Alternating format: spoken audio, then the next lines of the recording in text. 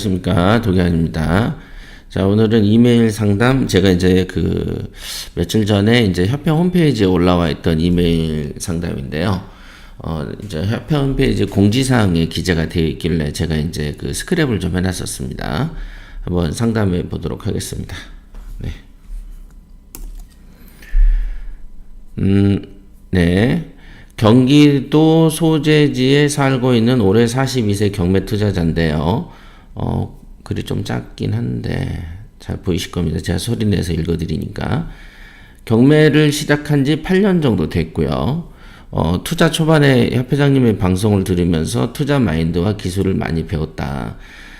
기억하실지 모르겠지만 투자 초반인 13년도 12월에 이메일 문의를 드린 적도 있다. 이렇게 이제 말씀을 주셨네요. 기억할 리가 없겠죠?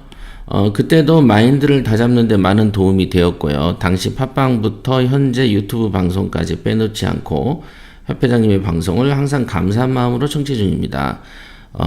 경무로 바쁘실 텐데 뭐 바쁜 건 별로 없습니다. 문의드릴 사항이 있어서 글을 썼습니다. 현재 서울과 수도권의 경매로 취득한 빌라를 7채를 보유하고 있습니다. 예, 부자시네요. 그죠? 2013년부터 이렇게 서울 수도권에 그래도 빌라를 했으면, 이 서울 수도권의 빌라들이 이제 최근에도 많이 올랐잖아요. 더더군다나 한 1, 2년 사이에 급격한 부동산 상승이 있었는데, 물론 아파트가 중심이지만 빌라가 안 오를 수 없죠.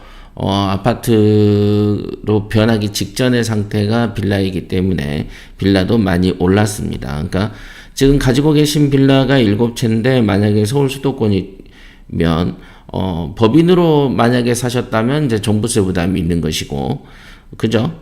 종부세 6%. 그러나 개인으로 사셨다면은 아시겠죠? 3주택부터는 심한 경우에는 75%까지 뛰어버리니까 중과 기준이 이제 중과세를 해버렸다, 중과. 그래서 당분간은 어차피 7채를 갖고 있어도 뭐 종부세를 개인으로 갖고 있는 경우에는 얼마 내지도 않습니다. 그러니까 개인들은 스트레스가 아니에요. 그렇죠. 그런데 이제 양도세 부분만 좀 문제가 된다로 보여지고요. 그래서 일단 양도세 부분이 조금 풀릴 때까지 들고 있으신 게 더 좋지 않겠나, 그런 생각을 해봅니다.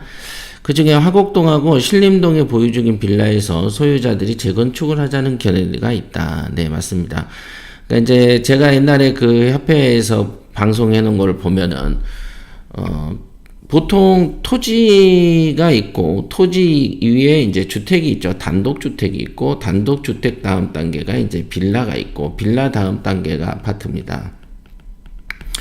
그래서 아파트를 사면은 낙찰률도 높고 월세 수익률이 좀 떨어지기 때문에, 물론 제가 말씀드렸죠. 15년이나 20년에 한 번씩, 그죠? 노무현 때 한 번, 문재인 때 한 번 아파트가 폭등을 쳤기 때문에 그거를 기대하고 사놓을 수도 있겠습니다만은, 경매에서 15년, 20년, 이런 어떤 사회주의 정권, 좌파 정권이 들어와서 부동산을 급등시키는 정권을 우연이라도 앞으로는 좀 만나기 힘들 것 같은데, 이번에 한번 너무 되게 국민들이 겪어나가지고, 앞으로는 좀 나오긴 좀 힘들 것 같아요.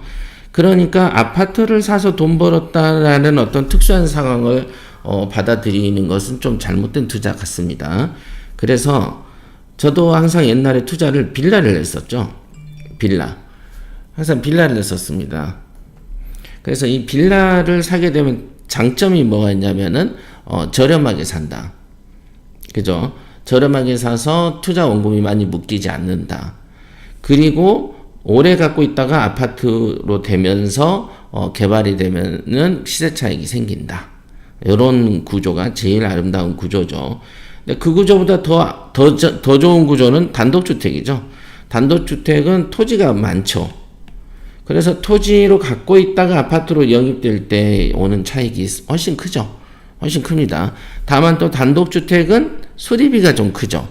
낙찰가가 좀 비싸고. 그러니까 서로 이제 장단점이 혼재해 있기 때문에 자기의 금융 상황에 맞춰서 투자를 하는 것이 좋다.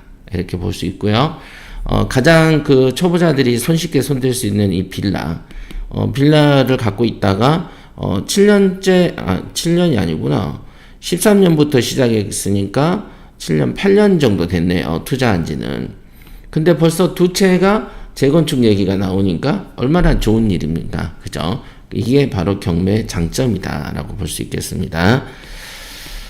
자, 재개발에는 지역 전체를 대상으로 하는 재개발과 가로주택 정비사업과 같은 소규모의 재개발이 있는 것으로 알고 있습니다.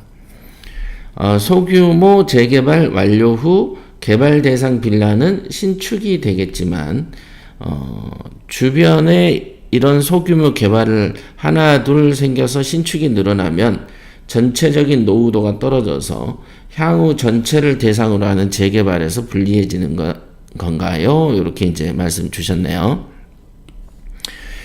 자, 일단 좀 지우고. 예.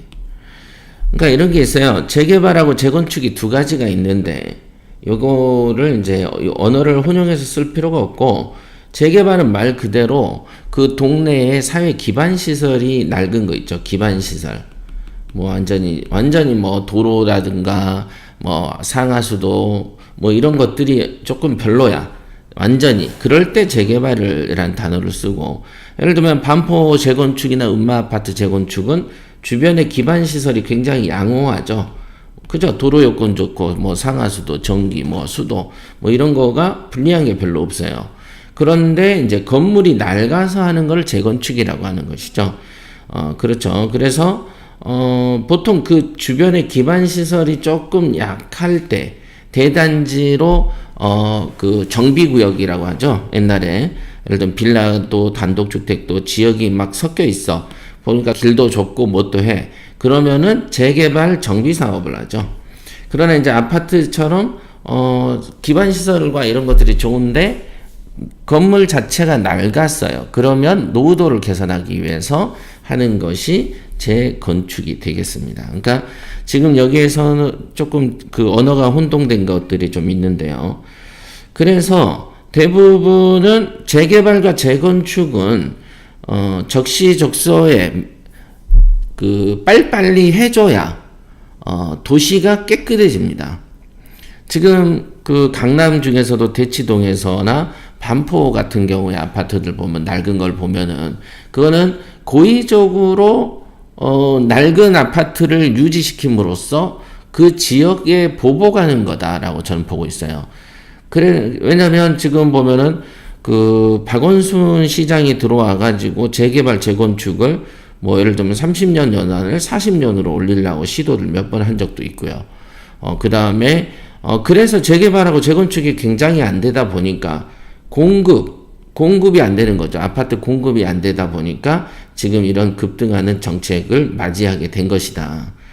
물론 지금 현재 이 정권 하에서의 는 이제 대부분 운동권 출신들이 한 90% 이상이 들어오고 그들을 추앙하는 사람들을 장관 차관으로 쓰다 보니까 딱 그 수준만큼 머리가 좀 안 되는 뭔가 경영을 해본 적이 없는 사람들을 다 그 자리에 앉히다 보니까 정책이 어떻게 이렇게 뭐 대부분 보면은 뭐 아무리 바보 천치여도 몇 번 하면 몇 개는 얻어 걸리는 게 있어야 되는데 이거는 뭐 그죠? 그 정교 꼴찌도 찍어가지고 그래도 몇 점 나오지 않습니까?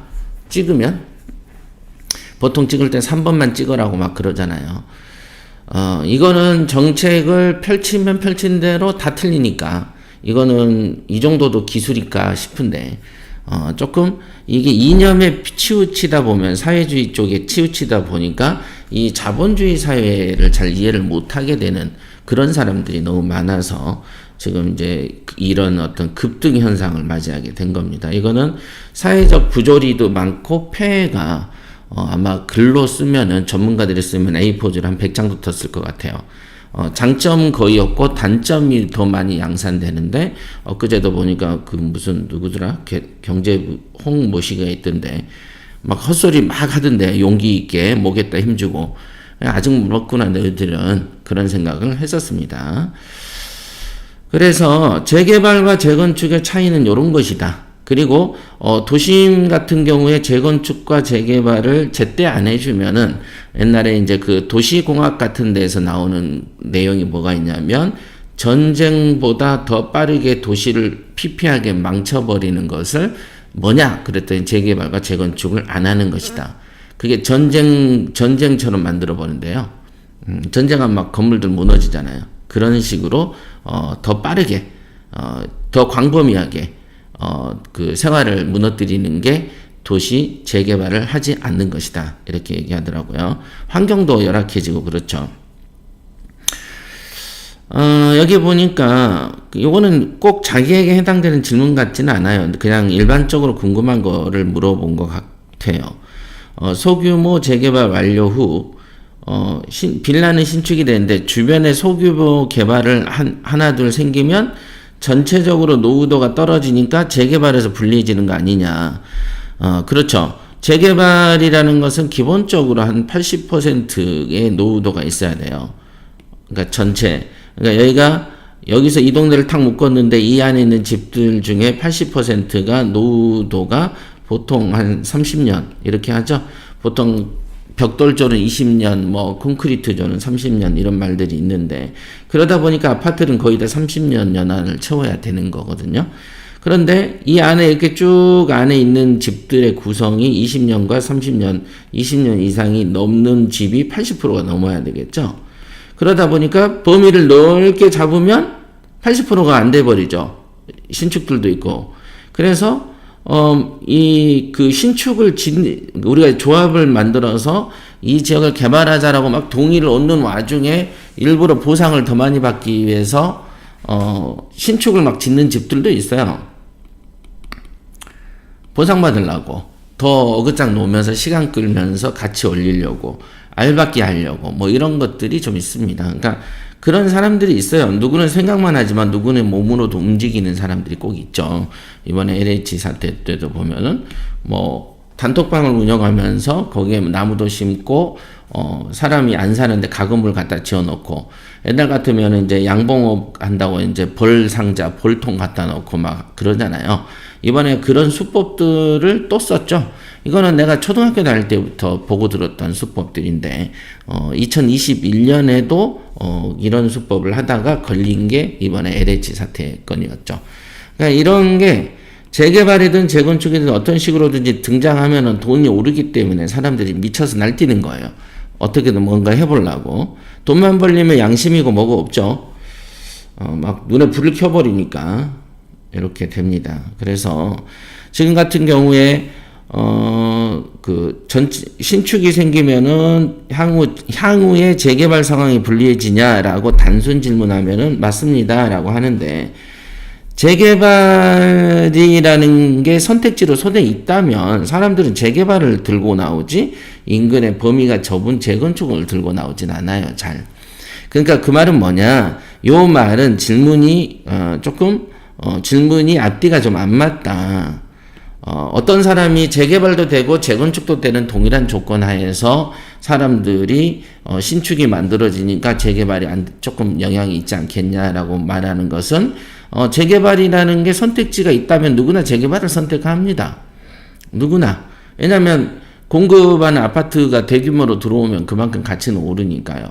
그러니까 그거를 누가 일부러 그 택일 관계에서 아래쪽을 선택하는 게 아니고 재개발이 되는 상황이 되지 않는데 우리가 조그맣게라도 재개발, 그러니까 폭넓은 재개발이 아니고 조그맣게라도 하자라는 상황이라면 그거는 이 대등한 선택지가 아니었을 것이다. 이거는 시간이 재개발은 뒤에 있는 것이고 요 앞부분 조그맣게 하는 건 앞에 있는 건데 앞에 있는 거하고 뒤에 있는 걸 동일하게 놔버릴 수는 없다.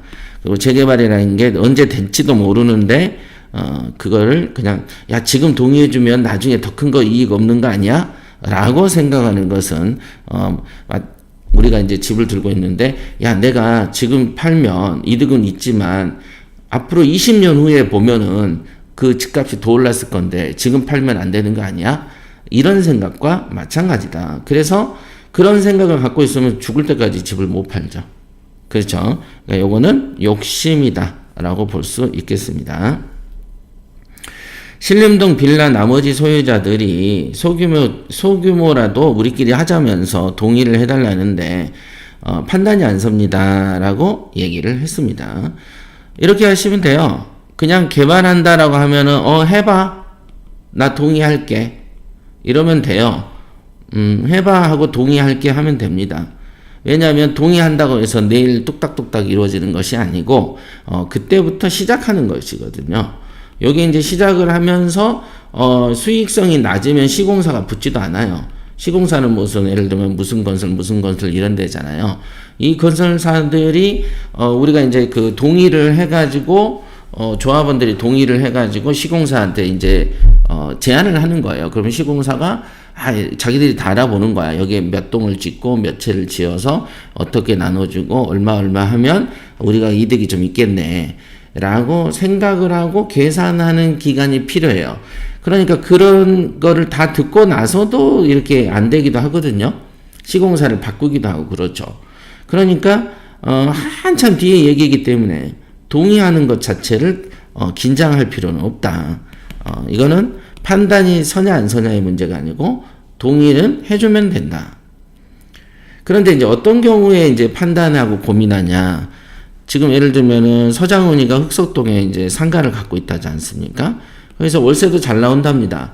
그런데 그 뒤가 다 전체적 재개발을 하니까, 재건축을 하고 재개발을 하니까 요 상가가 거기에 포함이 돼 버렸다는 거야.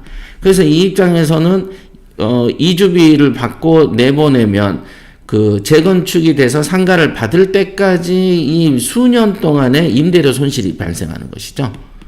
그죠? 그러니까 극구 반대하죠. 이런 상가는. 야, 나 빼고 뒤에서 너희들끼리 해. 그러면 오히려 뭐가 되냐면 뒤에 아파트가 개발되면 이 앞에 있는 상가가 더 금값이 되죠.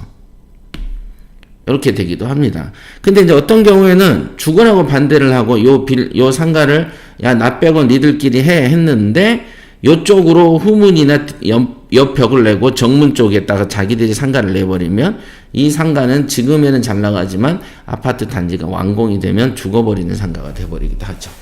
그러니까 이제 그런 것들이 이제 있어요. 그래서 욕심을 부리면 욕심을 제일 많이 부린 데가 이제 건설사고 돈을 많이 벌어본 회사인데 회사 상대로 너무 지나치게 욕심 부리면 또 이런 보복이 오기도 해요. 물론 이제 뭐 빼도 박도 못하고 우리 집 근처에만 그 아파트 정문이 올 수밖에 없어 라고 하면 뭐 배짱 부려도 되겠죠. 네, 이렇게 재건축 시 현금 청산하고 입주권 중 어느 게 금전적으로 이득이냐? 예, 당연히 입주권이죠. 예, 당연히. 그러나 이럴 수도 있죠. 입주권을 받아가지고 수년 동안 내가 밖에서 떠돌고, 그죠? 물론 이제 집이 여러 채니까 내가 사는 본가는 따로 있겠죠. 그러면은 수년 지나도 나는 상관없어. 그럼 무조건 입주권이고요. 근데 집이 한 채인데 딸랑 있는데 이게 내가 수년 동안 도느니 차라리 돈 좀 값어치 올랐을 때 현금 청산 받아가지고 인근에 조금 낡았지만은 큰 평수 살고 나머지 알파는 현금은 내가 써야지 라고 생각하는 사람은 또 그렇게 선택하는 거죠. 그러나 가장 이제 올바른 선택은 분양권 받는 거죠. 그래서 지금 문정권에서 입주권도 1가구 한 채로 봐버린다라고 또 법을 개정했잖아요. 옛날에는 분양권은 분양받을 권리에 지나지 않아서 중간에 이제 전매도 가능하고 이렇게 했습니다만은 전매하면은 이제 그 양도세, 소득세, 양도세 개념이 별로 없었어요. 근데 1가구 1주택, 그러니까 이 입주권, 분양권도 1주택으로 보면서 2주택, 3주택 중과세 대상이 돼버렸어요. 그게 작년부터인가 됐을 거예요. 그러니까 요것도 주택수로 포함시켜버리는 거죠. 사실은 주택수로 포함시킬 수는 없죠. 왜냐하면 입주를 한 연후에 등기가 떨어져야 주택인 것이지 그냥 어떤 상상 속에 몇 채 있다. 여기에 분양받을 권리라는 이 권리증을 그냥 너 이거 주택이야 라고 봐버리면 재산세도 부과한다는 얘기인가? 애매모호한 상황이 온다 이거죠. 그래서 일부러 이제 세금을 뜯기 위해서 뭐 이리저리 막 그냥 그물로 막 걸다 보니까 앞뒤 모순이 좀 되는 정책들이 너무 많습니다. 어쨌든 현재 정권하에서는 입주권도 1주택으로 포함시킨다는 점 생각을 좀 하셔야 될 것 같고요. 물론 지금 동의해서 개발이 진행된다고 한들 요거는 이미 정권이 다른 정권으로 넘어간 뒤의 얘기이기 때문에 그 사이에 또 뭐가 바뀔 수도 있습니다. 지금 연말에 부동산 정책에 대한 이슈가 지금까지는 한 번도 안 나오는데 아마 이 부동산 정책 대선을 앞두고 부동산 정책에 대한 어떤 논의가 이제 어떤 펄을 가르는 상황이 되지 않겠냐 싶습니다. 경매로 취득 후 처음 겪게 되는 사실 개념이 잘 안 잡힌다. 예, 입주권이 더 좋은 거 맞습니다. 입주권이 되면은 이 주택 가격에 피가 붙죠. 피는 프리미엄이에요. 보통 이제 우리가 옛날로 보면 딱지, 그러니까 프리미엄이 붙고요. 보통 뭐 몇 억씩 붙기도 합니다. 보통 몇 억씩 붙어요. 그러니까 여기서 돈을 1차 한번 버는 거지. 그 다음에 분양받고 입주를 하면은 거기서 또 오릅니다. 사실 재건축 물론 이제 여기랑 딱 안 맞는데 재건축 아파트 같은 경우에 소유자한테 분양권을 재건축한 다음에 소유권을 넘겨주는 조건으로 실거주를 2년간 하라라는 이 의무 조항이 이제 강남하고 반포 대치동 음마아파트 쪽에 막 도입이 됐었잖아요.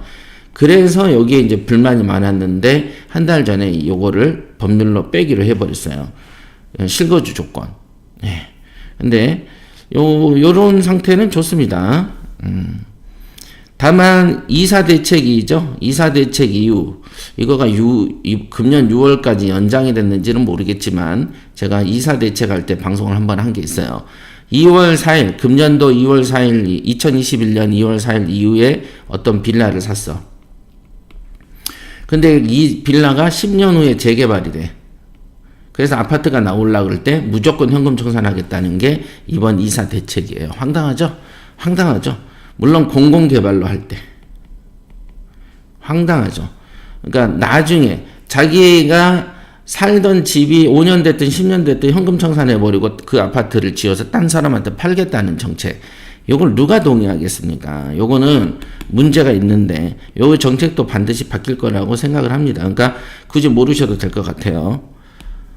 자, 재개발 절차가 어떻게 되는지 궁금하다. 뭐 여러 자료와 강의를 찾아도 정확히 알 수가 없고 뜬구름 잡는 얘기만 해서 개념 파악이 잘 안 된다. 예. 그 다음에 요거는 그러니까 지금 궁금하신 1번, 2번 답변 드렸고요. 자, 긴 세월 한결같이 무료로 교육 콘텐츠를 제공해 주셔서 감사합니다. 주변에 홍보 많이 하겠습니다. 네, 이렇게 해주셨어요. 자, 재개발 재건축은 절차가 어차피 되게 복잡해요. 복잡합니다. 되게 복잡한데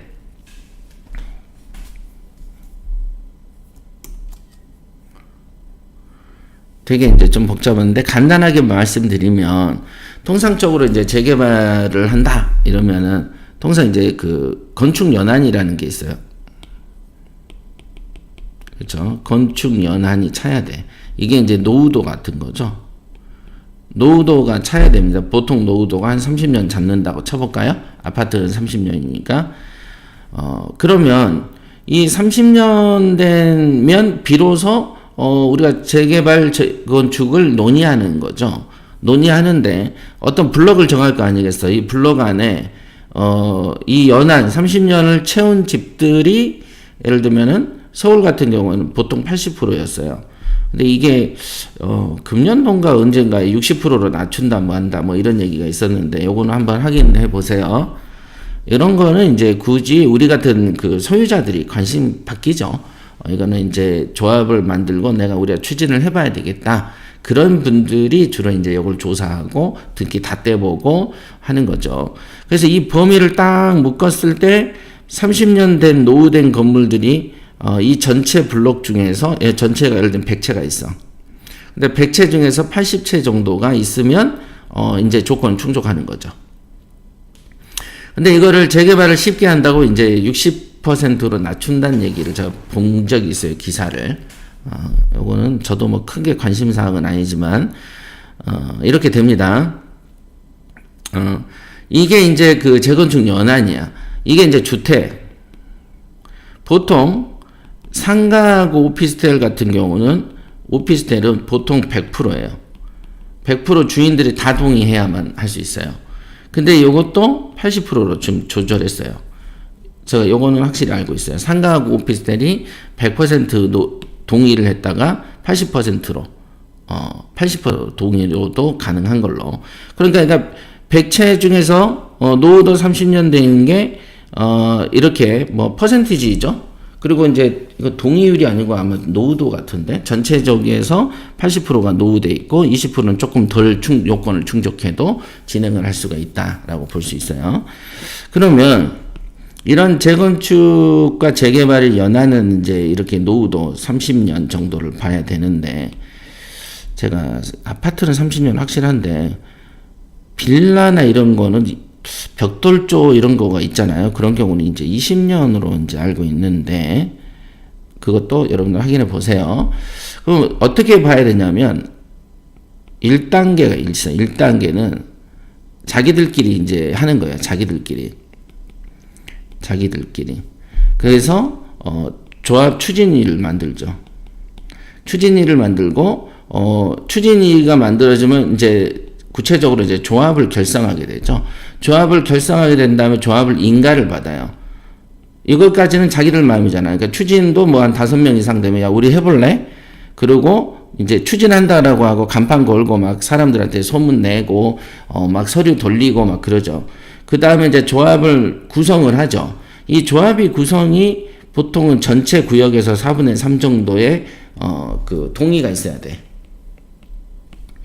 그럼 이제 조합이 된 다음에 이 동의 인가는 뭐예요? 구청에서 해주는 거죠. 너희들 이제부터 조합이야. 그러니까 여기까지는 관이 개입 잘 안 하죠. 조합 인가까지만 딱 해줘요. 그 다음에 이제 통상적으로 이제 시공사 만나고 막 그러죠. 막 건설사, 현대건설이다, 롯데건설이다, 우리는 어떻다, 저떻다. 그러면 시공사가 설계를 또 오죠. 그럼 평수 같은 거 몇 평에 우리는 한 500세대다. 뭐 이런 얘기들을 하죠. 이건 시공사가 그걸 떠오는 것이죠. 그 다음에 이제 평수가 있고 하면은 우리 보고 평수를 결정하라 그래. 선택하라 그러죠. 평수를 결정할래? 현금 받고 나갈래? 현금 받고 나갈래? 평수 결정할래? 이렇게 이제 묻죠. 그럼 이제 현금 청산한다 그러면은 나중에 청산하면 되는 것이고, 결정이, 요런 게 평형까지 결정이 되면, 그때서야 이제 그 관리 처분을 하죠. 관리 처분은 인가를 이제 또 구청에서 해줍니다. 그러면 이제 이때부터는 이제 완전히 쾌속으로 진행이 돼요. 그 다음에 뭐 예를 들면은 이사비를 준다, 뭐 철거를 한다, 뭐 등등등 하죠. 그래서 통상적으로 여기가 추진위원하고 조합은 이제 그냥 개인이 하는 건데, 이 인가를 구청에서 받으면 그 다음부터는 막 시공사니 평수 결정하고 도면 뜨고, 그 다음에 현금 청산하는 사람 현금 청산하고, 기타 반대하는 사람 아닌 사람 막 설득하러 다니고, 막 이런 일들이 막 생겨요. 그 다음에 여기에서 이제 조합장들을 뽑죠. 조합장을 선출해. 여기서부터 이제 보통 재건축 한번 하면 조합장이 한 명씩은 막 형사처벌 받고, 어떤 데는 막 조합장이 수시로 바뀌기도 하고 막 그렇죠. 보통이 이런 과정이 보통 7년, 8년도 걸려요. 보통. 이렇게 오래 걸립니다. 근데 오래 걸린 만큼 서울 수도권에서는 가치가 있죠. 몇 억씩 오르니까. 그래서 관리처분 인가, 요거를 딱 받으면 그때부터 이사 날짜 나오고 합의금 받고 내보내고 이렇게 됩니다.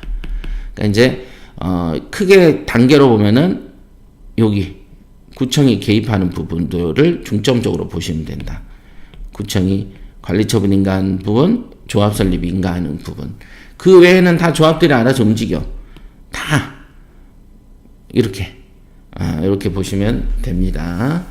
특히 이제 그 지금 같은 경우에는 고민을 하시는 건 처음이니까 하는데, 고민거리는 아니다. 그냥 돈 되는 거는 무슨 개발하자 그러면 하자. 네가 할 거야? 하자. 이렇게 하시면 돼요. 그지만 뭐라 그러나 지역주택조합인가? 자기들끼리 돈 모아가지고 하는 거 있죠. 요건 하면 안 돼요.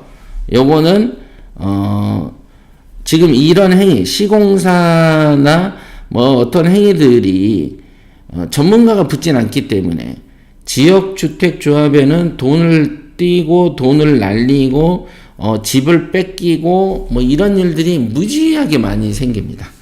수익성도 악화되고 이런 지역주택조합으로 잡아서 만든 아파트들이 부실공사도 되게 많고 조금 안 좋아. 그러니까 뭔가 그거는 누가 막 그런 그 수준의 지역주택조합을 하자라고 한 것 같으면은 비추. 근데 이제 제대로 이제 하겠다 그러면 추천. 이렇게 말씀드릴 수 있겠습니다. 여기까지 하겠습니다.